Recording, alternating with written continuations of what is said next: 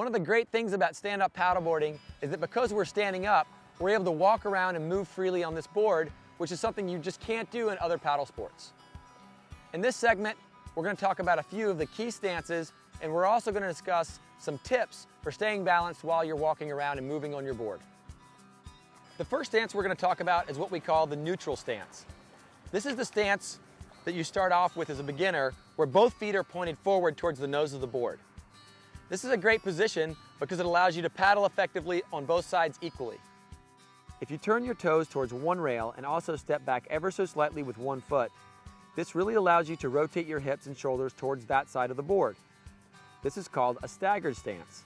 This is really useful for draw strokes and also for forward strokes if you plan to paddle on one side for an extended period of time. The next stance we're going to talk about is the hybrid stance. In the hybrid stance, my front foot is still pointed forward just like in the neutral position, but my back foot has moved back and is angled at about 45 degrees. My heel is along the center line of the board. And what this does is it allows me to rotate the board edge to edge, and it also still allows me to balance nose to tail. From the hybrid stance, I can go into what's called a full surf stance. As the name suggests, this position is great for surfing waves, but it's pretty unstable on flat water because you don't have any forward momentum. Now that you have a few stances to try out, here are some tips that will help you stay balanced as you move around on your board. First off, you'll want to keep your knees slightly bent, your back straight, and think about keeping your head centered over the board as you move around. The simplest way and most stable way if you're new to the sport of stand-up paddleboarding for moving on your board is using your paddle as a point of contact. Once that paddle is on the board, you can actually put a little bit of weight on it and move your feet one at a time, forward or backwards on the board.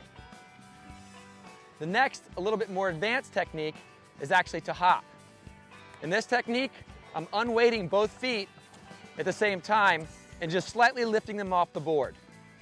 Another way to walk on the board is by shuffling my feet. If I shuffle my feet, I'm unweighting them so that I don't put a lot of pressure on the board with one foot or the other. The final way, and arguably the more stylish way to walk on your board, is to cross step.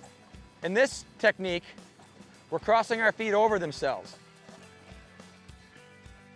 As your balance improves, play around with your footwork, because the more comfortable you are moving around on the board, the more relaxed you'll be on the water, and the more options you'll have for getting out into rougher conditions.